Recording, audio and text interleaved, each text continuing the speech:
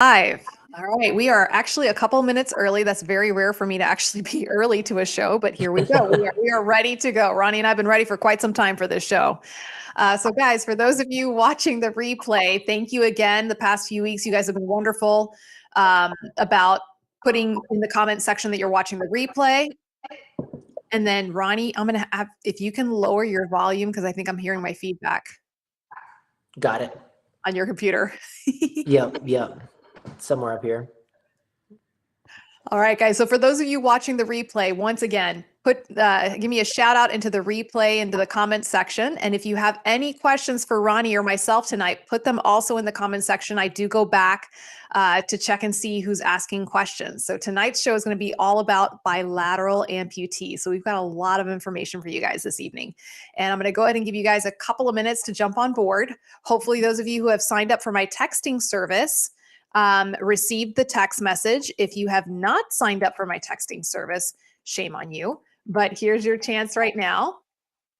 You can sign up by texting Cosi Talks to that number that I just posted right there. I promise I don't send you a ton of messages. It's just to basically let you know when I'm going live.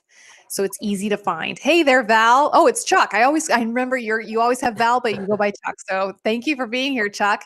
And guys, just as a reminder, I am on my YouTube channel as well. So if you're having some trouble finding me on Facebook, YouTube sometimes is a little bit more friendly. Jeannie, what's going on? Oh, I'm so glad to see you here, Jeannie.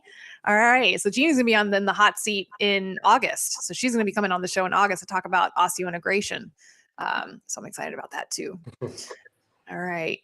So we are playing the waiting game right now. Guys, if this is your first time on the show, I love interacting with my audience. So please let me know who you are, where you're from, and what is in your coffee mug. Ronnie, what are you drinking tonight? I'm just drinking some tea. Yeah, ginger lemon tea. Ginger lemon tea. All right, I got my decaf coffee. We got Susan on board. Oh, she's coming in the hot seat too in May. So I got a lot of special people coming on board this year. We got David in South Carolina drinking his green tea. We got Harsh from Orlando. Oh, you're visiting. You're out of your hometown there, Harsh. We got Stephen from Bama. Roll Tide. Thank you for being here, Stephen. All right, we've got a nice group jumping on board. I'm going to give you guys another minute or so. Hey there, Rhonda. Oh, best show on. Thank you for that, Rhonda. I appreciate that. So, guys, you should probably recognize who is sitting next to me because he has been no stranger to the show. We've got Ronnie Dickson, amazing prosthetist and owner of Prosthetic and Orthotic Associates, POA of Tennessee. So thank you, Ronnie, for coming on board this evening. Really appreciate your time and support of the show. Yeah, it's my pleasure to be back here. We're doing it for a second year in a row, so something must have gone good last year. Yes. Yep. We did something right. I think we did something right. All right. We got Susan on board with her hibiscus tea. Oh, I like hibiscus tea. That's actually really nice. We got Steven from Jacksonville in the house and Jody recovering in Las Vegas and with her sugar-free raspberry lemonade. Cheers to the Floridians, Harsh, to you as well. We've got Larry from Arizona. We got Denise. There's my Tar Heel girl right there. Awesome. All right, guys, we're going to go ahead and get started. We got a nice group jumping on board this evening. So for those of you watching me for the first time, welcome. My name is Cosi Belloso. I'm a physical therapist, amputee specialist here in Tampa, Florida. And as I mentioned earlier, with me, I have Ronnie Dickson, amazing prosthetist. And tonight's show, guys, we're going to have Ronnie talk a little bit about himself. So this is his first show of the year, 2023, right? So I'm going to have him reintroduce himself for those of you who do not know Ronnie. And then we're going to be talking about bilateral amputees, which I was commenting to Ronnie in the 5 years I've been broadcasting the show, I have not done a show just for bilateral amputees. So I am long overdue for this. All right, guys. Yes, thank you for coming on board, Chuck, for this. Hey, Andrea, there's my occupational therapist right there to keep us in line. All right. So Ronnie, for the folks who are meeting you for the first time, tell us a little bit about yourself. My cat is going crazy, digging her claws into my leg right now. Yeah, I had to shut mine away. Yeah, so my name is Ronnie. I'm going to pick her up. Hey, stop. She just wants to be a part of the fun. Yeah. My name is Ronnie. I'm 35 years old. I've been an amputee since 2005. I didn't quite find what I was looking for out of my prosthetics at the very beginning of my journey as an above-the-knee amputee, and that's kind of what led me to become a prosthetist and whatnot. I had a lot of experience in adaptive sports. I got into adaptive rock climbing back when it was a really new thing, and actually was just up at our uh, paraclimbing national championships in Austin, Texas, just this last weekend. And we had over 100 athletes competing in the ninth year of our program. And yeah, it was a really, really great time. Probably still recovering from that a little bit. But it's been really awesome to be a part of this community and see everybody's stories, and it's always just been really humbling and super inspiring to get to interact with everybody. And guys, Ronnie doesn't brag enough about himself, so I'm going to brag a little bit for him. Not only is he an amazing prosthetist, but like you mentioned, he's a rock climber. Oops. Sorry. Sorry, guys. It's okay. I'm only laughing because I know my cat has pulled some shenanigans on me while I'm live as well. So Oh yeah. It's all good. It's all good. We have cat lovers and dog lovers on the show. But as I was saying, Ronnie is actually a world champion, right? You competed on world champion level for rock climbing. Yeah, second place, but pretty close a couple times. Steve, no, I got agonizingly close. I got the bronze medal this year, but we've got a World Cup coming up in May that I'm pretty excited about that I hope I can get a little bit of redemption at. Awesome. And guys, if you want to know a little bit more about rock climbing and adaptive rock climbing, Ronnie and I actually did a show last year. It was one of the last shows that we did in 2022. And you can find that on my YouTube channel, along with the other 3 shows that we did where he gave a ton of information. So guys, Ronnie is a wealth of information. Take advantage of this tonight. So don't be shy about putting your questions into the comment section for him. All right, so what do we got here? We got Tom popping on board. We got comadre, compadre on here. Susan says, thank you for doing the show for us, Bacas. We are truly a unique group. That is for sure. Absolutely. Grant coming in from Salt Lake City, drinking his mint hot chocolate. Oh, Grant, I miss those mint hot chocolates. We got Barbara on board. Andrea says, just show us the cat. Yeah. No, she's over it now. She's done. She got her pets. So you got her fixin'. There you go. There you go. Yeah. Hey there, Liz and Eric. We got a big group tonight. All right. So, guys, let's just start out with some simple statistics. And let me tell you, there's not a whole lot. So, listen closely. So, as far as how many amputees are currently living in the United States, and I know we do have some international viewers, but the statistics are a little bit easier for me to obtain for United States. There's currently 2.1 million amputees in the United States, right? So, approximately 185,000 new amputations per year. And this number is expected to double by 2050, right? Here's the kicker. I could not find how many bilateral amputees. How many of those amputees are bilaterals? Couldn't find it. Couldn't find it. If anybody out there, and I knocked on the door of some of my academic colleagues, the ones that are just constantly doing research, couldn't find any numbers for that. Isn't that amazing, right? So we're going to try to find some of those numbers at some point down the line. We got Jim from California. Eric says the new socket is working. Thank you, Ronnie. You got some fans on here. So guys, here are the statistics that I was able to find. And these are kind of like sobering statistics. So listen closely on this one. Of folks who had a lower extremity amputation due to diabetes or vascular, right? Up to 55% are going to require a second amputation within 2 to 3 years, right? So let me repeat that one again. The risk, so of all the amputees out there, right, there it's approximately, depending on the literature, you've got about 50 to 60% are due to diabetes or complications from vascular disease, right?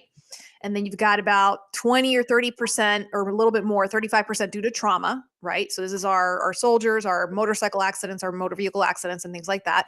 And then you have the 1 or 2% that are due to cancer. So the bulk of amputations happening, especially in the US, are due to diabetes and vascular disease, right? If you have your amputation due to that, you are at a much higher risk for that second amputation, 55%. That means half of folks will have to have a second amputation, right? Kind of a daunting statistic to listen to that. Here's the other one that kind of made my heart a little bit sad. Nearly half of individuals who have an amputation due to vascular disease may not make it past the 5-year mark. Now that's the statistic that made me go, oh, right? So everybody knows about cancer, the magic 5-year mark, right? 5-year mark for a lot of your cancers like breast cancer and prostate cancer.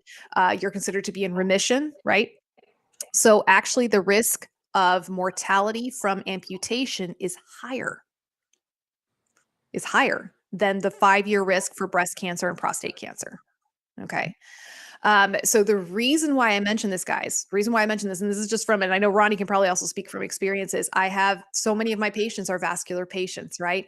They have that first amputation done and they think that's it. They're done. They just need to heal and move on with their lives, right? And what I have to remind my patients is the diabetes is still present in the body. The vascular disease is still present in your body. It did not get amputated with your leg, right? And I know it sounds like master of the obvious, but sometimes we forget those things, right? So sometimes we need some of these numbers to kind of just give us a little bit of a shock, right? To keep us on our toes and keep ourselves aware of what we need to do to keep ourselves healthy, right? Absolutely. I mean, this is the wake up call right here. You know, for me, it's been the tale of two careers. So when I was at POA, Prosthetic and Orthotic Associates in Orlando, you know, the population we were primarily dealing with was, military vets, lots of complicated traumas and things like that. And sure, I still see a bit of that in my clinic up in Chattanooga, Tennessee. But the one thing that's become very, very evident to me these last 4 years since we opened the clinic in 2019 is just the vascular disease and the way that it does present itself. And have people that we started working with that were single BKs that are now double BKs. Have some of the BKs that turned into AKs. And this isn't to scare people, but it's just to put it out there. You've got to, at some point when you're going through a big change in your life, make a lifestyle change and maybe change some of those choices that did cause the amputation in the first place. And a lot of that is around education. But even when the education's provided, at the end of the day, it's up to the individual to make the lifestyle change. Okay, there we go. And Jim is saying they do not report that, meaning the statistics on bilaterals, but we at the coalition are working on that. Good. And I want to see a lot of the numbers I pulled for tonight's show came from the Amputee Coalition website. So yeah, GI Jane saying very daunting, and it is, and it's kind of a sobering statistic.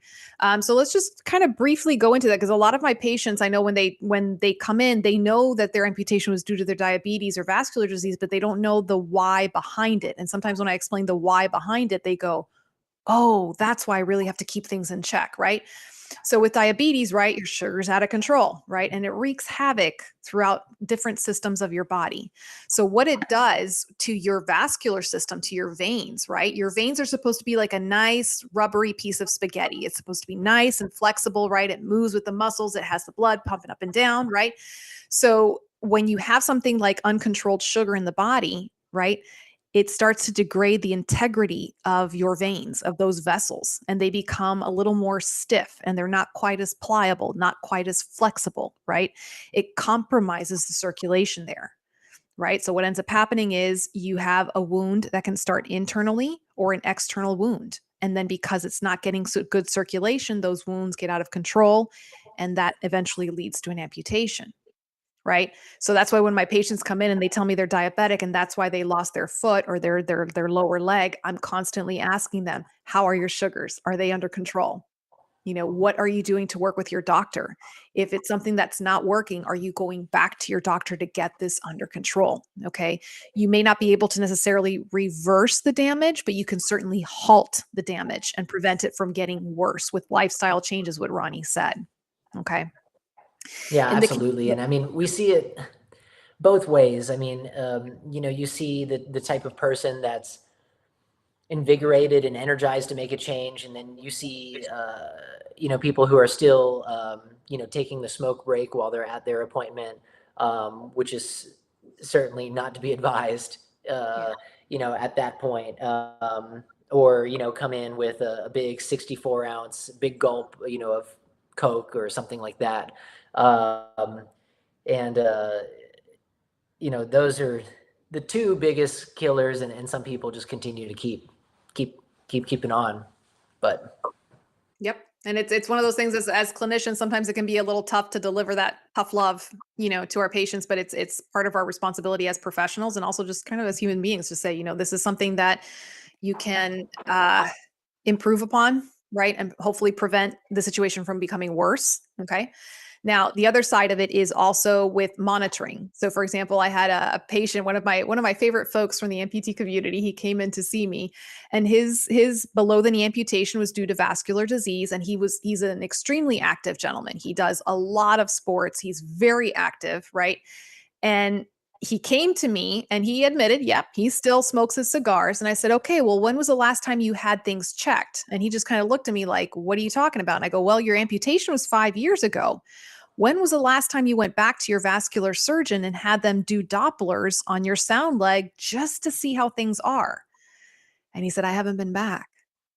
And I said, well, you need to go back. And it was a back and forth conversation. And he shared something with me where he said, I don't want to go back because I'm afraid of what they'll find. Right, guys. And that hits close to home. I had my own personal experience with cancer. So I understand with the whole concept of something traumatic has already happened to you. And the thought of going back to the doctor, back to a clinic where you could possibly get bad news again is a little scary, right? But it's something that we have to do. And the nice ending to that story was the gentleman went in, he got his vascular checked, and he had Dopplers done, and he's good. So that was a happy ending to that story. Ronnie, are you oh, no, you're not frozen. You're there. Okay. Sorry. So David, good question. Is necrotizing fasciitis considered vascular? Yes and no. So necrotizing fasciitis, it's an infection, right? So it's an infection that gets into the fascia, which is like the thin lining that covers your muscles, right? So that's an infection. So if the infection is cleared, right, you're good to go. And unfortunately, a lot of times amputation is the way to make sure that a person does not succumb to this infection. Okay. Let's see. All right. Sorry. We're starting to get comments up and down all over the place. So I'm trying to make sure we can keep up with this tonight. So Brian says, how does being a left BK and pounding the meat leg to neuropathy end up being bilateral, clotting history of the sound leg?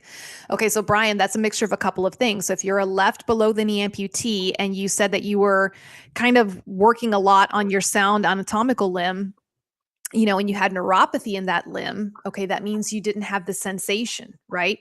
So the sensation is compromised. Circulation is going to be compromised. And then on top of that, you had clots going on in that sound leg. So yes, that's going to predispose you to having as to why you became that bilateral amputee, right?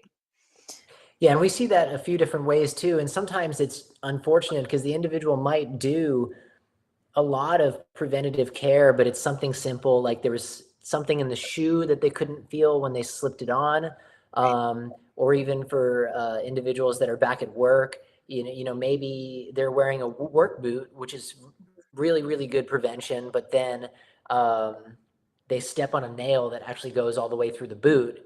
And by the time they realize it at the end of the day, some problems have already started to set in. So there are aspects to having neuropathy where even with really, really good due diligence, things can happen.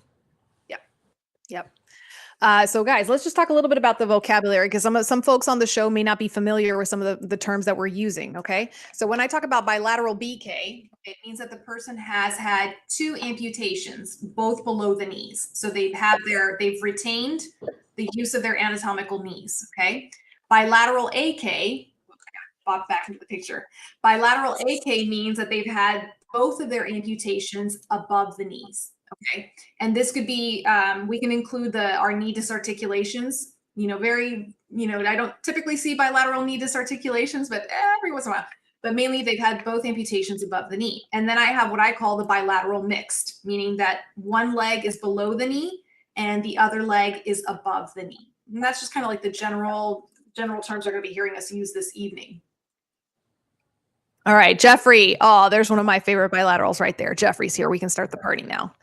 All right. So let's talk a little bit about energy expenditure. You guys have heard me talk about, how much more energy a person with an amputation has to use in order to use a prosthetic device, right? And the general rule of thumb is the higher up the level of amputation, right, the more energy that has to be used. So someone who's a below the knee amputee on one side is going to use anywhere from 10 to 40% more energy, depending on how high that amputation goes. Someone who's an above the knee amputee is already getting into the 60 to 80% more energy, right? And those who are bilateral above the knees, it's well over 100% more energy using to walk, right? So, Ronnie, did you appreciate a difference when you yourself became an amputee in terms of how much energy it took for you to walk as an above the knee amputee?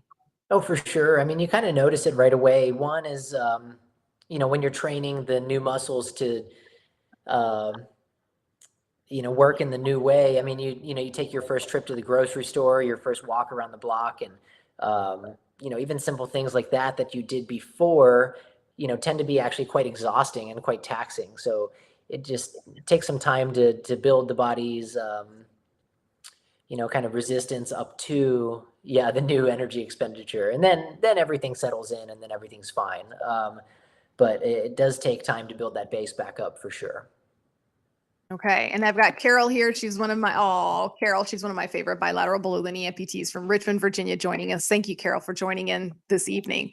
All right, guys, we're going to take a quick pause. I have a giveaway for this evening. All right. And this one is an Instagram giveaway. So those of you with your Instagram accounts, go ahead and fire them up. This is the Prosthetic, Orthotic, and Associates of Tennessee Instagram handle. This is Ronnie's clinic. And when I always love to show my sponsors a little bit of love here. So guys, go to your Instagram account, go to POA_Tennessee and follow that. And then you're going to find a post on there and you might recognize the face of the person in their post this evening. Okay. And go ahead and like that post. I'm going to pick one lucky winner who will win a full year subscription to my Strong Body program. Nice. Okay. So I'm going to pick that out at the end of the show. So you guys have some time to go to Ronnie's Instagram page, follow him, and then like the post that he posted this evening. All right. So let's talk a little bit about, sorry, I got my cheat sheet notes here, right? Let's talk a little bit about the prosthetic considerations, right? As a prosthetist, what is it that starts going through your mind, right? When a bilateral patient comes in to see you? All right. So what are some of the bigger issues that you automatically think of when you see someone who's a bilateral coming in through the door? Sure thing. First off is, talking about the things that are kind of within my wheelhouse and my control is thankfully sockets are my jam. I mean, I love making really, really nice sockets, and have spent my whole entire career, exploring the nuance behind that and how we can make people feel as comfortable as possible, and make the leg feel like a part of them. But number one is you got to have great socket fit. With one, it's important, and it's my mission to do a really good job on it. But yeah, now that we're talking about two, think of your single amputee. I mean, when you're just standing there for a really long period of time, you have the ability to shift weight over onto your good leg to take weight off of the prosthesis. So you can do certain movements like that make your life a little bit easier. But now with the bilateral, you're going to be weight bearing into that prosthesis all of the time. And so the socket just has to fit really, really impeccably. From a comfort standpoint, to be able to use it the 8 to 12 hours a day that you're shooting for, or maybe even 14, 15, or 16 hours, like some really aggressive users. And then, the other thing that has to be there too is not just the comfort, but the function. It's got to work really, really well, so that we can take those energy expenditure levels that you were talking about, and we can decrease those as much as possible. We can, we're never going to make it not be a lot of work, but if those sockets fit really good and they feel like they're a part of you, and when you move, they move, it's certainly going to enhance proprioception, make balance better, and all of those things. So all of these details of the socket that just become even more crucial, in the bilateral phase. So Now, socket fit's number one for me. I mean, the socket fit's got to be right on point, and the suspension has got to be great. is there a particular suspension or socket design that you lean more towards when you have a bilateral coming in, whether it's bilateral below the knee or above the knee? Hmm. Yeah. You know, everybody has a little bit of a different way of doing things, but I'm still just a really huge fan of suction systems. And, I'm not really talking about your seal-in suction because a lot of times that captures just still the distal end of the residual limb and down, maybe 2 or 3 inches of residual limb. I really like, uh, the above the knee double wall system because we get so much of that residual limb under suction. And then with the below the knees, yeah, generally a system that has a sleeve at the top. It's not everybody's cup of tea. And yes, I know bilaterals that do really well that, have pin systems and things like that. But, in my mind, if my job is to put somebody in the best possible position to succeed, that's the route we're going unless there's other considerations, maybe like patient preference or um, maybe hand dexterity comes into play sometimes, so there's other Okay. things that do come into play, but yeah, most of the time, yeah, for me, suction's king for sure because we get such Okay. good attachment to the legs and proprioception. Absolutely. And then I actually had a viewer put this question in. I thought it was an interesting question. Do you fit someone at the same time for both sockets, provided that they're coming to you as a brand new amputee, both amputations done at the same time? Do you fit them at the same time for both sockets? How does that work? Um, yeah, so if they're brand new, uh, really the principles at our clinic revolve around just getting somebody up and moving as fast as is uh, possible, basically. So if we have clearance from the doctor that these legs are ready to fit, um, we'll go ahead and figure out what we're doing with our liner, whether that's off the shelf or whether we're customizing that liner, and then going from there. Yeah, typically it really comes down to a matter of time. So at our clinic, we have more block style appointments where somebody might be at our clinic for 2 to 4 hours, Mhm. and their morning session might even mm, like go along with a lunch break and then continue into the afternoon. Um, so yeah, it's just a product of time. If it takes me 1 hour to cast the left side, if we have the hour to go along with that, we'll just go ahead and cast the right side. Ultimately we have to pick which leg we fit first. Right. But yeah, generally on somebody who's new and that doesn't already have a leg, we'll go ahead and just do both at the same time. Kay has a really great question. Can you briefly explain a double wall suction system? Yes, and yeah, we did do a show on We did. this, Yes. Kay, so you'll be able to look through Cosi's library and find our show from last year. But essentially, a double wall above the knee system is one where um, there's an inner cup that compromises. So there's a liner that goes over top of the residual limb. There's an inner cup that compromises about 2/3 of the leg. So when that cup goes on the leg, it kind of starts to contain and hold the tissue down at the bottom. And then there's a sealing sleeve that will seal to the remaining third of what's left of the liner. Then that cup will key into the outer socket. So we've created our suspension because we have this cup that's sealed to the leg. That's our suction. And then now we're able to put that into our prosthesis. Um, and That's kind of the gist of how it works. And that would have the components attached to it and your traditional, some form of a brim and things like that. But thankfully, by doing that instead of the seal-in ring, we're able to avoid issues with pistoning, with losing suction while sitting. We have suction all the time. So, There you go. And then uh, Kay, go ahead. oh no, you're good.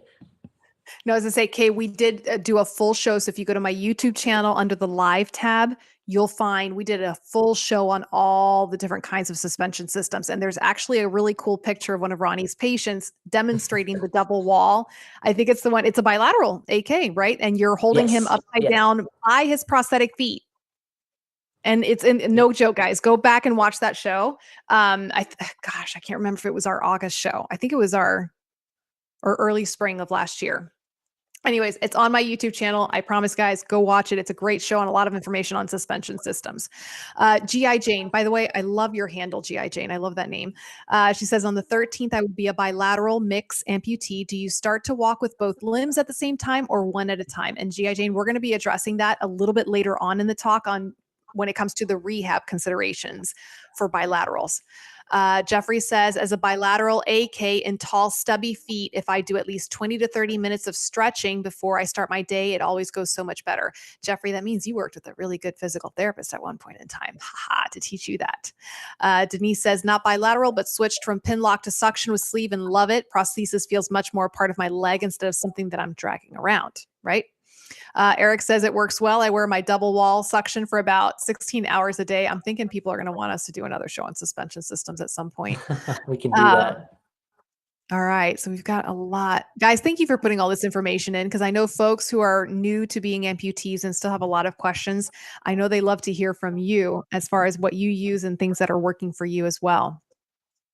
And I guess kind of just getting right back into what we were talking about, if we have a bilateral that we're working with, if they've already had prosthetics before, generally my plan of attack will be to get both sides started, but we'll go ahead and just fit one side at a time. So generally that'll be the side that is having maybe the most amount of problems, or that's fitting, not as well as the other side. And there's a couple of different things behind that strategy. One is it's a lot of change to happen all at once. My socket's certainly not going to fit perfectly right off the bat either. There's a lot of adjustment that has to go into that and into the alignment. So at least we can keep one thing constant or consistent for that person. And then,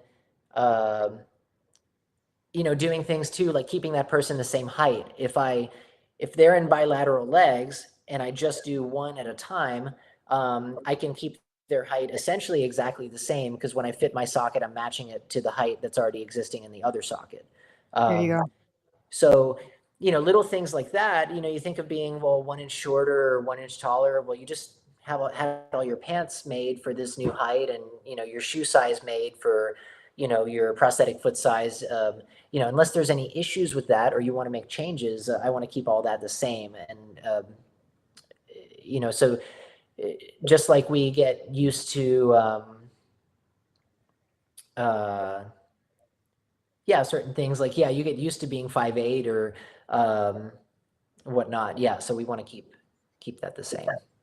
There we go. All right. Let's see. A couple comments went in. So we've got all sorts of folks talking about their different suspension systems. Thank you again. GI Jane is retired Army Airborne Jump Master. GI Jane, my daddy was 82nd Airborne, and he was a jump master as well. So welcome to the show. I'm so happy to have you here. And guys, let me just take a moment right now, because we do have quite a few new folks on the show, and they may not be crazy ways. So that's the email. That is my direct email address, guys. For any of you who have questions that perhaps you don't want to ask here on the comment section and you want to send me privately, that's the email to send it to right there. And then my girl Kristen actually posted the link if you scroll up just a little bit. Thank you, Kristen, for doing that. She posted the link to the YouTube channel with that video that I referenced about the suspension system. So if y'all want to right click and save that one for later, that'll be a good one to watch with popcorn right there. All right. So moving on. Oh, we got Linda on board. All right. So how about alignment issues? That was one of the things that we talked about. So certain alignment issues that you find you really need to watch out for with your bilateral folks compared to unilateral. Sure. So the alignment's really important. I mean, really, a couple of things that we're looking for is we want to create really, really good balance with the prosthetics. So, assuming that we've, hit our socket fit and that all that's going along well,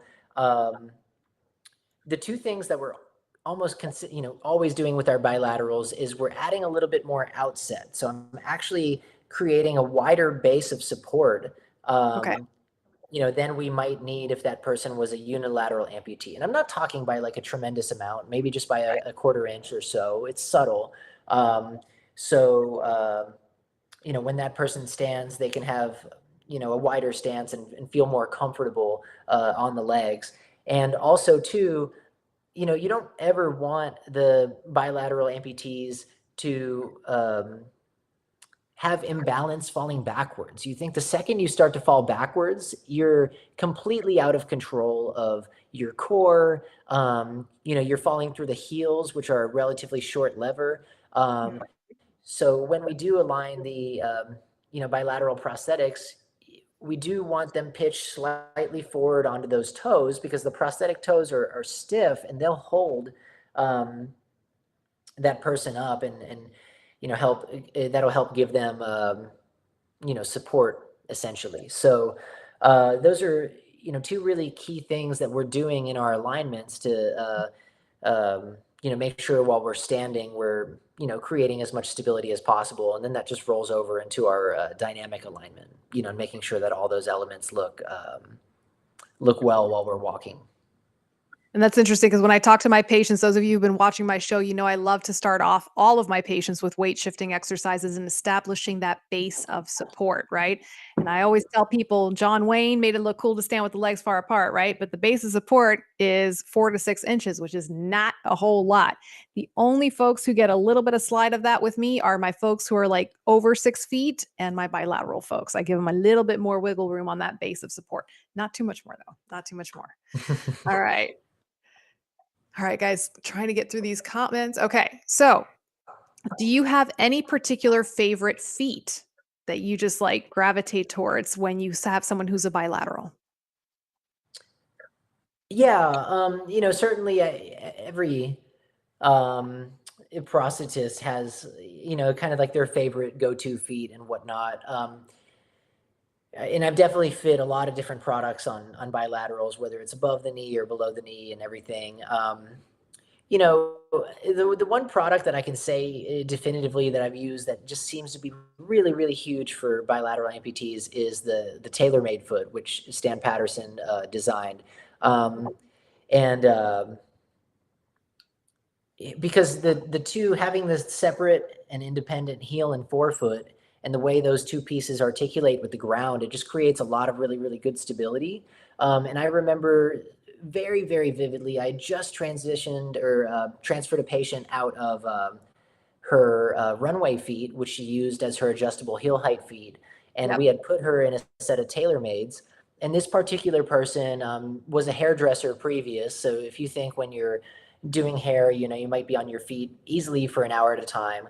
Generally, hairdressers, do like to chat with their clients. I mean, she was definitely someone who liked to talk to people a lot.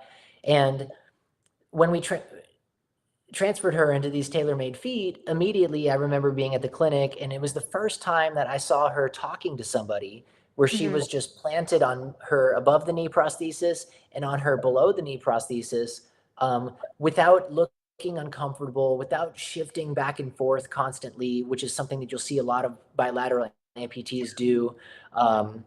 And I actually went and joined in on that conversation, and it probably lasted anywhere from 45 minutes to an hour.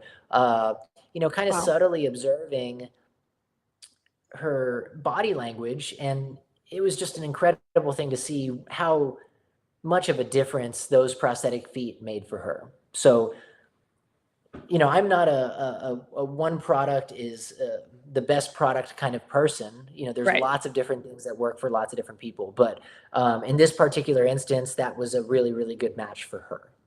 And I've never seen those feet. I would love to see those feet because it is something that when you see someone who's bilateral, you just automatically see the sway, the weight shifting happening, and they're Hmm. constantly moving. So I'd love to see a picture of those feet. Jeffrey says, my first correct stubby feet were big and looked to be on backwards to keep me from falling backwards. Plus, at the time, I was over 200 pounds and I called them duck feet. And now he's down to 175. So, guys, those of you who are my bilaterals this evening and you feel comfortable just kind of giving a shout out in the comment section, let us know, what is your level of amputation? We'll start collecting the stats tonight about, how many bilaterals do we really see and how many are out there. Brian says, best part of the show is being a left BK, and I get to understand more about bilateral info for friends that are. Yes. And thank you for saying that, Brian. I said, the Tonight Show is for my bilateral, but my unilaterals are not off the hook because there's a lot of information that you can get from this, either for yourself for the future or for any friends of yours that are bilateral. All right. All right, making sure we got all the Okay, so I think I'm caught up with the questions there. All right, so here's the other one that Ronnie and I went head to head on this one for this particular question: too stubby or not too stubby? That is the question. So, guys, for those of you who are, do I have? I don't have one. Hang on.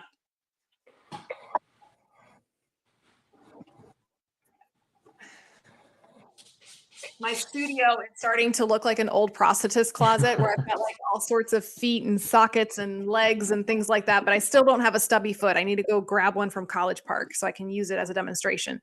So guys, for those of you who don't know what a stubby foot is, it's like a little, I call them a goat foot, right? So it's like it can come in like a square rectangular shape, and it's just like a little platform. And what the prosthetist will do is they will create the socket, and then they'll attach that little goat foot or stubby foot to the bottom of the socket. There's no pylon, there's no articulation. It's just that little stubby foot there. And we primarily use that for individuals who are bilateral above the knee amputees. Okay. And the reason is because as a bilateral above the knee amputee, as I mentioned earlier, it takes a lot of energy to walk, a lot of coordination, right? And the best way I can make it sound, something that you can relate to is if you take any person and put them on 6 feet tall stilts, right, and have to learn how to balance for the first time on that. So for certain patients, and Ronnie's going to elaborate more on that in just a minute, we like to use the stubbies and have them start training walking on the stubbies. And then as they get stronger and get more endurance, then we progress them to the full length legs, right? So Ronnie, I want to hear your thoughts on using stubbies with bilateral AKs. Yeah, I think it adds a lot of versatility, to the cases. Ultimately, I mean, just kind of addressing the elephant in the room. I mean, every amputee's biggest fear, I mean, especially when you're talking about being a bilateral amputee where you don't have as much feeling or connection with the ground as you did before, is falling, obviously. So, what the stubbies do is they put somebody closer down to the ground, and we can work on training and building up some of those foundations like core strength and things like that, without having as much of a consequences of having the ground be so far away. And definitely takes less energy to be down on the stubbies. And it's a really, really good way to get moving, to not have to worry so much about the prosthetic knees. That being said, the argument is that the stubbies can, possibly, create gait deviations in terms of, when you're swinging them out and then back in. So you're using a circumducting gait pattern, and they almost create the security blanket factor where, somebody starts to become comfortable on stubbies, and, sometimes that can create its own challenge to progress to that next level. So I've definitely had schools of thought, and I think you just have to really know and connect with the person that you're working with, to talk with them, present them with the different options that are available, and then make a plan that's going to work for both people. Because I've also met amputees who are double above the knee that just went straight into a full set of legs, and they said, I know this is going to be hard, but I just have to do this and go for it, because I feel like if I go halfway, I'm not going to give it the level of commitment that it needs. So it just comes down to psychology at the end of the day, and kind of working together with somebody to try to get the best out of their experience. Yep. And guys, Kristen went ahead and posted for you the like my personal favorite stubby feet are the College Park sidekicks, because it's got a really nice tread on the bottom. It's got a little movement there, and I love recommending it honestly for my unilateral folks when they do beach pool activities. Sometimes for rock climbing, I know Ronnie's used. I've seen him pop some stubby feet on folks when they're rock climbing there as well. So if you're curious, it's like, okay, what was that stubby foot that she's talking about? There's a picture of it right there. A couple of really good comments coming in. So Carol, she says, senior bilateral below the knee amputee. Carol's amazing. Love you, Carol. And then I hope to see you again someday soon. And she says she uses different feet for different activities, for golf, for uneven ground, walking distances, and she uses a suction system. Susan, okay, she says, I was never in stubby feet, but I did become a bilateral above the knee a year apart. And I had the Integrum Opera implant system at the time of amputation of both limbs, right? So Susan does not use a traditional socket. Her prosthesis connects directly to an implant that she has in her femur. And we did a big show on that one 2 weeks ago. So if you guys want to learn more about that, go to the show from 2 weeks ago. Liz says, I started the tall legs, but recently I took time off from that. And for the past 4 months, I've been working solely on the stubbies, and I'm so happy I did. Patrick, he's a physical therapist over in New York, and he says, what size would the assistive device be to accommodate a stubby? So Patrick, I know that when I've worked, I've sometimes used pediatric walkers. So I've done pediatric walkers, which come in much shorter sizes, loft strand crutches, and then just depending on the size of the individual. I remember my very first bilateral above the knee, we were using stubbies to help him lose the weight because he was a very overweight man and he had all the weight in his belly and his thighs. So he would not have been able to basically bring the legs close enough together until he lost enough weight. So we had actually the prosthetist, he got an old walker and he sawed off the legs of the walker so that it could accommodate to his width. And that's what we did. We put tennis balls on the bottom and off he went. And he was very successful that way. But I do want to go back and address. So the stubbies, I completely agree with Ronnie. I think it really truly depends on the individual, right? And there is a psychological component. There are some folks that they get used to the stubbies and they don't want to go to using the longer legs. And then you have the opposite. You have folks who are really gung-ho about starting on the longer full length legs, but they're not quite physically ready yet. They need a little more endurance training. They need a little more strength training, right? So it's kind of figuring out who your patient is, right? I do love stubbies because I think it also provides an alternative, right? So going back to some of these statistics, I did find one study and it showed that a person who walks with their stubbies is using less energy than a person walking with full length legs, right?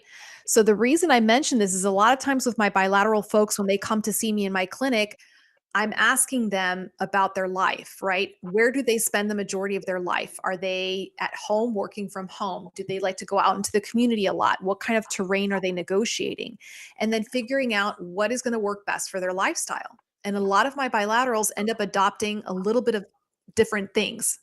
So I know Jeffrey chimed in a minute ago and he just said he knows how to swap out his stubbies with his full length legs because he's been an amputee for quite a time now, right? And I find that as well. Some of my bilaterals will say, you know what, around my house, it's just easier for me to get around on my stubbies and in the yard, uneven terrain. But then when I go out in the community, I'll use my full length legs. So Ronnie, I don't know, do you have that with your patients? Do you see that they tend to stick to one process more? I think having options is great. I really was super excited to see Jeff's comment because I think that just goes to show you, as a bilateral above the knee, you're going to have a great relationship with your prosthetist, and also too, having versatility is king, definitely, and knowing what you need and when you need it. There's nothing more important than that. Yep. And then Liz says, it was recommended to her to build her core more and work on balance. And I'll be going back to the MPKs in a month or so.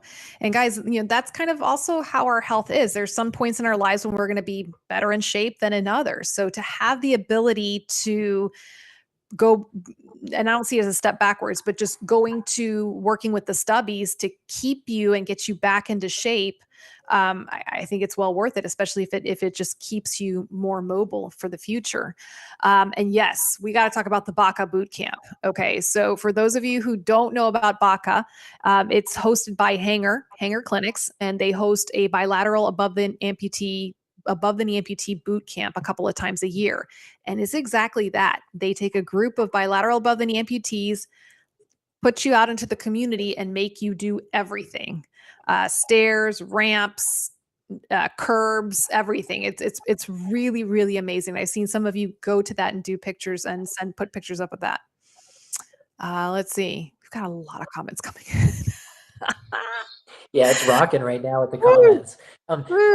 Kind of going back to what you said earlier, we didn't really have any statistics for how many people are bilaterals, but I mean, I think Yeah. there's a lot of strength that people can get just in seeing the comments here on the side. A lot of folks here today listening to us are bilateral. And then also too, I was kind of just going off the top of my head, writing down some of the different names of people that I've met, people that I've worked with, that are bilateral amputees. And I probably ended up with a list of about 50 to 75 people. So, Wow. and that was just thinking of, I don't know, memories from the past and people that I've known and things like that. So, scrolling through my photos on Facebook and stuff. So, there's a lot of people out there that have, been working as bilateral above the knees, BKAKs, double BKs, and coming from every walk of life. So, if you ever feel like you're alone or there's nobody going through what you're going through, there's definitely a ton of people out there that are, and it's just a matter of finding and connecting with them. Absolutely. And Jeffrey, thank you for posting that. So I've known Jeffrey since the first day I started broadcasting the show. He was the original support group that I broadcasted to when I started Cosi Talks Live. So Jeffrey's a really wonderful person in the community. And he says, he does have 480 bilateral above the knees in his double above knee Facebook group. So Jeffrey, if you want to post the official name of your Facebook group, or if you want to put the link to it there, just so people who are watching that might are looking for this, they can find you, because it is a fantastic group that you have going there. Kristen, I'm going to have you do me a favor, Chica. So my phone is deciding not to. Oh, now it's behaving. There we go. Okay. I'm picking a winner out, picking a winner, and I picked a winner. Okay. So the person for the Instagram winner is Amy. Amy Mullins, you are the winner. So I am going to be connecting you, hooking you up with a Cosi Talks membership. I'm writing your name down. So congratulations, Amy. And guys, I'm going to post. Sorry, Kristen. All right. So here's the next giveaway, guys. So this is for my Facebook giveaway. So right there is the Facebook POA of Tennessee. Oops. And Jeffrey chimed in right after. Hopefully we won't get them mixed up. So guys, for the giveaway, click on the one that says POATN, right? That's Ronnie's Facebook page for his clinic, right? So go there and like that picture that's on his page and follow him there. And then Jeffrey was nice enough to post the link to his bilateral above the knee Facebook private group. So for those of you who are interested in joining that. All right. So while you guys are trying to get that Facebook giveaway, we're going to go ahead and talk a little bit about the physical therapy side, because we had a couple of questions in terms of how to start the gait training for that. And that's, my favorite part of it right there. Right. So first of all, I did have a question that came in from a viewer last week about this. And they said, they are a bilateral amputee, and for whatever reason, they only have one prosthetic device at that moment. And they couldn't clarify for me if it was because they were healing on the other side, or there was a little bit of a hiccup with getting that other side started. But for whatever reason, they had one prosthetic limb. And they asked, should I start gait training with that? Okay. My answer in general is no.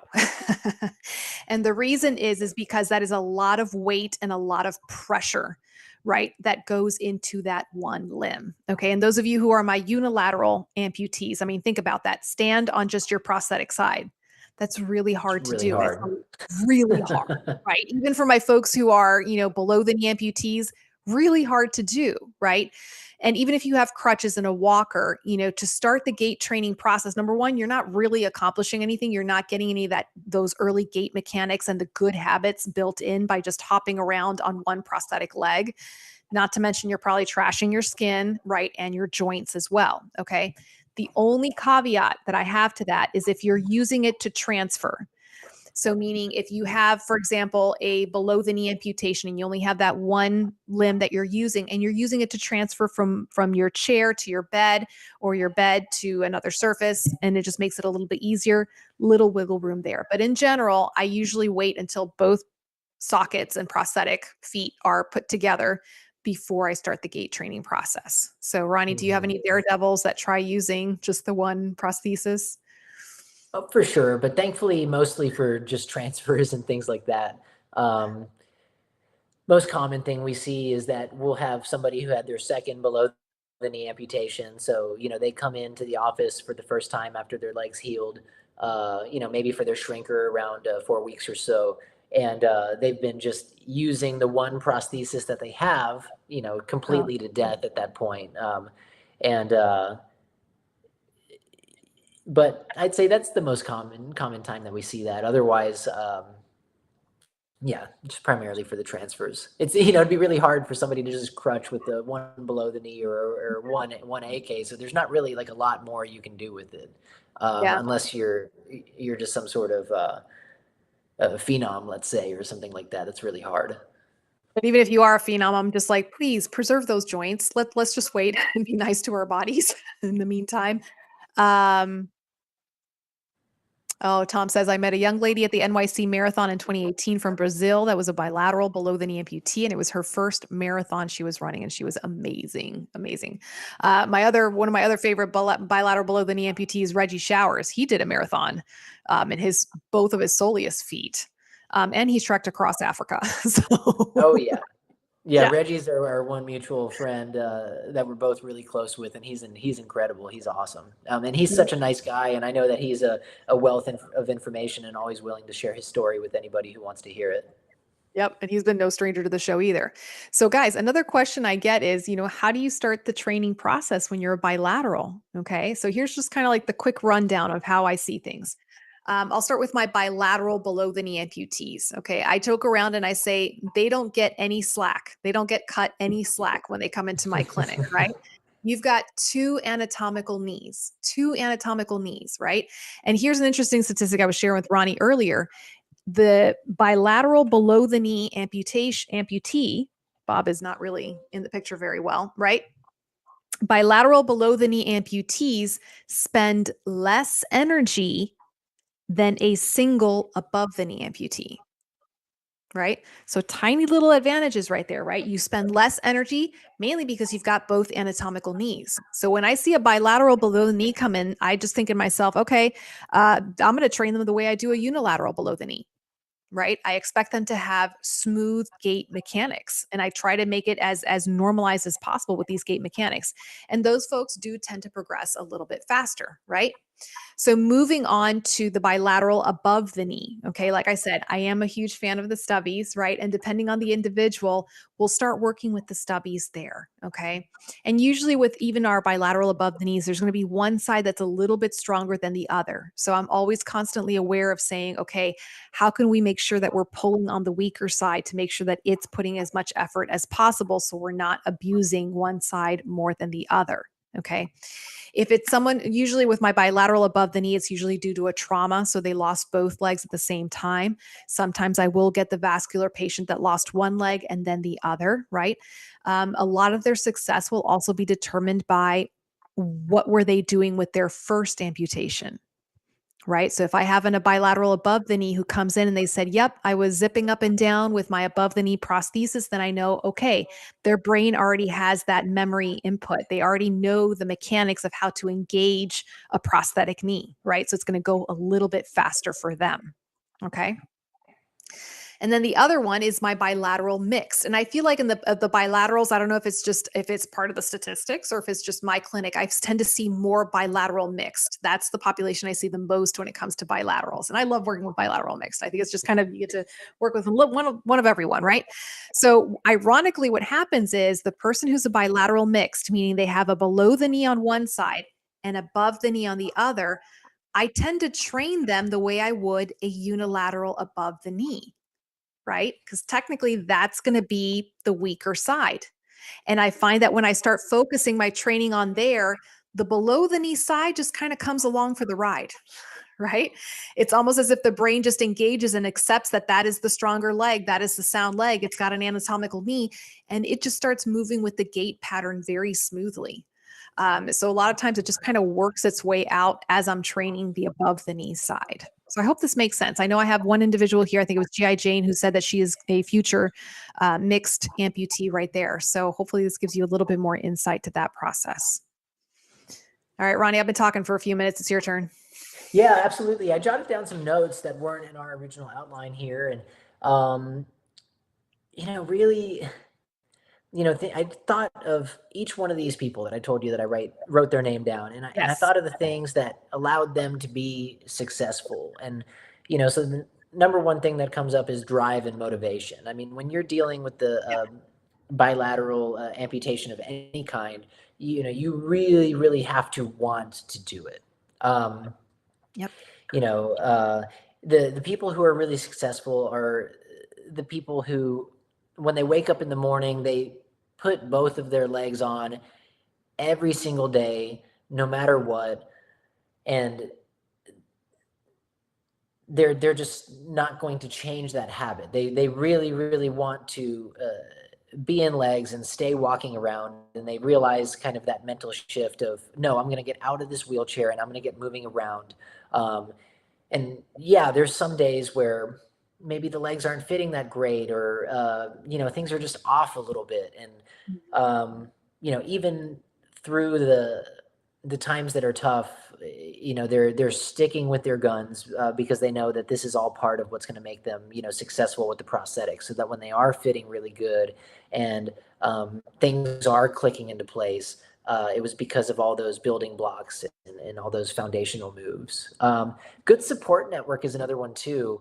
Yes. It's not a necessary part, but it helps. There's definitely folks that I have on this list that really they were kind of on their own and they had to do everything by themselves. But thankfully, most of the people that I've worked with, another definitely thing that helps get you there quicker is a great support network, family, friends, people who are helping, keeping you up, but also too, not babying at the same time. You know, making sure that the individuals being supported in a healthy way to do the work, and to get out there. Uh, Being Absolutely. And in I good was, for me, I'm shape. like, go ahead. No, go ahead. No, I was gonna say everybody needs Jeffrey Cook as a friend for bilateral. Yeah, Because absolutely. he will light that fire under you to get going. Yeah, even if you weren't in great physical shape beforehand, I mean, there's never a better time to get into better shape than right now. So yeah, all of these individuals that I was thinking of made lifestyle changes and have to make choices every day to keep their body in really, really good shape so that they can use the prosthetics effectively. And yeah, last would kind of be access to training, being around environments where, whether that's with a PT that's going to support them through, the 3 to 4 months that it's going to take to really establish a baseline and get going with these things. Or a prosthetics clinic that just has an open set of parallel bars. Like, yeah, sure, at our clinic, we can't, uh, have like a 4 hour long appointment with somebody every single day, but we leave our place and our space completely open to individuals who want to come train there. Because, even around us in Chattanooga, a lot of these PT clinics don't even have a set of parallel bars in their PT clinic. So how is somebody supposed to progress and advance in a safe fashion without actually having access to a set of parallel bars? So down in Orlando, we had folks who would come in 3 times a week, 4 times a week, 5 times a week, and just put in the work. And a lot of that work is the stuff that isn't super glorious. It's not gonna, uh, like, it's not going to go viral on YouTube or anything like that. It's just, with a lot of the bilaterals, we would just start by standing. Okay. So last week we were, tired after we stood for a minute. Okay. So this week we're going to go for 2 minutes, and then we're going to build that up to 5 minutes, and then we're going to build that to 10. And, it's super boring. I mean, you talk about just the standing, but it's the important foundation block behind, using prosthetics. When you're walking, eventually you have to stop walking again and just stand there. And, having the endurance and the stamina to be able to stand for a long time starts to open up a lot of those other doors for you. So I know that's super oversimplified, but, a lot of the bilaterals that we worked with, we just started out super simple and, hey, we're going to stand. And when we can hit, certain milestones and things like that, then we can go and do more complicated stuff because you're going to have the base to be able to do that.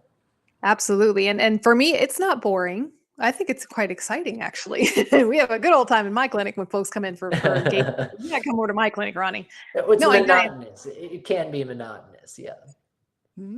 Not in my clinic. No, I'm kidding. So guys, this is partially for my clinicians out there listening as well, because a lot of times I'll get clinicians that they're kind of getting their feet wet with working with amputees, and they get a bilateral and they get the deer in the headlights and they go, well, how do I work with a bilateral? And I go, the same way you work with a unilateral, the same way you work with someone who has two sound legs. You are gait training. You got to move out of the mindset of prosthetic training. I am teaching this person how to walk. They just happen to do it using a prosthetic device, right? So a lot of the gait mechanics are going to be very similarly trained. And yes, all of my patients, even my top athletes who come in to see me, right? I start them with the basics and the foundation and fill in those gaps. And especially for my bilaterals, I really drill those foundational exercises in there. All right, let's see. And guys, here's something else that I would, when I have a bilateral come in who's very intimidated, by the thought of having to learn how to walk again, if you go by the silly statistics, right? Unfortunately, statistics will say that less than 10% of bilateral amputees are functional ambulators, right? So that means that less than 10% of bilateral amputees use their legs for the majority of their day to get from point A to point B for mobility. Okay. And then I turn and I ask my patient, well, I can either tell you that means you have a 90% chance of not succeeding, or I can ask you, do you want to be a part of the 10%? Okay. What Ronnie said about the mindset when it comes to bilateral amputees, that is absolutely on the dot. I can't tell you how many times I've seen a bilateral amputee walking, and on the inside of my head, I go, that person has no business walking, right?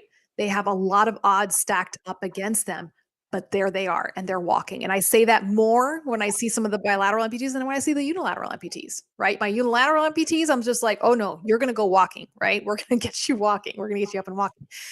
Bilaterals, there are odds stacked up against them. And the mindset really is the majority of what gets you through there. One of my favorite stories is we brought a bilateral amputee, bilateral below the knee amputee over from the Dominican Republic when I worked down in Florida. And she came over through one of our charities. And I think the story went something along the lines of she had been missing her legs for 15 or 20 years and had never had the opportunity to get into prosthetics before. So essentially she had been wheelchair bound for this whole entire period of time. And we all know what that creates in terms of contractures and muscle weakness and things like that, so we get everything all set up to go through and do our fitting and everything like that. And she was even older. I believe this lady was right around, somewhere in between 67 and 70 years old. So a lot of things that technically on the surface are telling you that, hey, this is going to be tough to make this happen. But then we get the legs on her, and before I can even start to explain in Spanish, which is my second language, but how to get up and what to expect when you stand, and maybe just some of the initial instruction. She just stands right up out of the chair and just throws this huge smile on her face, and pretty shortly thereafter just starts trucking down the parallel bars. This lady had spent so much time watching YouTube videos, thinking about the moment that if she ever got the chance to walk, how she would react in that moment, and kept herself strong enough mentally and physically by taking care of herself throughout all those years that when that moment finally did come, like a rock star. She just took right off, despite maybe everybody else's expectations of what she could do. And I think that's one of my favorite stories, because you can never judge a book by its cover in terms of what you think you're going to get out of it. All you can do is put that person in the best position to succeed that you can, and just kind of let fate take over from there, and let that person's will and drive take over from there. Um, but I'll never forget that. I'll never forget that. No, and I've had a couple of those stories as well, where the person would come into my clinic and I'm just on the inside going, am I going to be able to work some magic here? And it wasn't my magic, it was their magic that they decided this is what they wanted to do, and they did it. So Jeffrey says, I did a backup peer call tonight in Tampa, Florida. So Jeffrey, you know where to send them. Jeffrey's got a really great tip there. He says, keep a record of each thing you do and how long you do it. And at the end of the week, you can look back and see you're getting better. If not, you need to figure out if it's you or the socket. Absolutely. Yeah, I like G.I. Jane's comment, and I'm figuring out how I want to answer that tonight. So while you're thinking about it, I run into this a lot. So I have on one end of the spectrum, my patients that need a very gentle or not so gentle push, right, to get going with their progress. And then I have the other side of my patients, the ones that are so go-getters that I have to kind of pull them in and rein them in just a little bit. Okay. So again, guys, this is where I'm really, really plugging my profession as a physical therapist, right? Ronnie is the amazing prosthetist. He builds that prosthetic device, right? As the physical therapist, we're the ones teaching you how to use it, right? That is our expertise, is the human body, the mechanics of the human body, disorders and chronic injuries that can occur. So that's a lot of what goes into these treatments, right? So when I see someone who is the go-getter, who's going to be very aggressive about getting back onto their feet and walking, usually what I'm doing is a lot of education, right? And then saying, we may not be able to do this step today because we're still building this foundational step behind it first. And the reason is because I want to make sure that your gait is as efficient and as smooth as possible. Right. And the second part is I want you walking until the day that you leave this earth, meaning I want to prevent as many chronic injuries as possible. And the more that we can rehabilitate in the beginning with muscle strengthening and recruiting muscle fibers and getting those muscle groups to start working together, the better we're going to be at preventing low back pain, hip pain, knee pain, right? Sometimes even neck pain, right? That can result from improper gait mechanics, right? And then not to mention falls and all the other stuff that can happen, right? So a lot of my patients, they hear me talking to them a lot about these things, and it usually helps put it in perspective for them. Right. And the way I say it to them is, we're going to get to your goals. We may not get to them as quickly. It's not from one week to the next. It might take a month or two longer than what you were expecting, but eventually you'll get to those goals and you'll reach them better. Right. Absolutely. Yeah. Right. Yeah, I think that's the biggest thing, is just education, being supportive, but at the same time, just sharing, what it is that you're seeing and why, the why behind everything. Why are we going to pull back a little bit here to focus more on this other thing? Okay. All right, guys. So I've got my winner for the Facebook contest, and we've got Jeffrey Cook. So Jeffrey, I'm going to be connecting you with a Strong Body membership for the 150 plus exercises for AKs and BKs. So guys, just one more time for my new viewers this evening, that is my personal email. So if you have any questions, or if you have a question that you think of after the show ends that you want me to ask Ronnie, right? Please feel free to send it to me in that email right there, and we will make sure we get that answer to you. Yeah, Jeffrey, it's about time, man. Now you're really going to have to be working out, right? You're going to be like the guy with tons of steel when you go to that Baca camp next time. All right, guys. And let me just put this in there also for those of you who are new. That is the link to my program. I have 150 video exercises and 2 books that go to it. Ronnie's actually going to be receiving a lot of those memberships that he's going to be able to gift to his patients now, which I'm so excited about. Pretty pumped about that. So no. I'm so excited to have your patients be able to start using that. And I do have to give a shout out to PCE. They popped on board a little bit earlier. So thank you for jumping on board, PCE and Alex. Thank you for showing us the support. Really appreciate it. Okay, guys. Dude, we covered a lot tonight. We did a lot of talking. Ronnie, I do want to thank you again for your support, not only last year, but this year of the show. Couldn't do it without the generosity of my sponsors like Ronnie. Guys, show Ronnie some love. Take a look at the Facebook page, Instagram. He's got a website on there, Prosthetic and Orthotic Associates of Tennessee. And guys, for all of you who showed up this evening, all of my bilateral folks, thank you so much. And I promise you, this won't be the one and only show that I do for bilaterals. I'm seeing now that I really need to do more of these shows. So I think we're going to have to address that a little bit more in the future, Ronnie. Absolutely. I think we can handle that.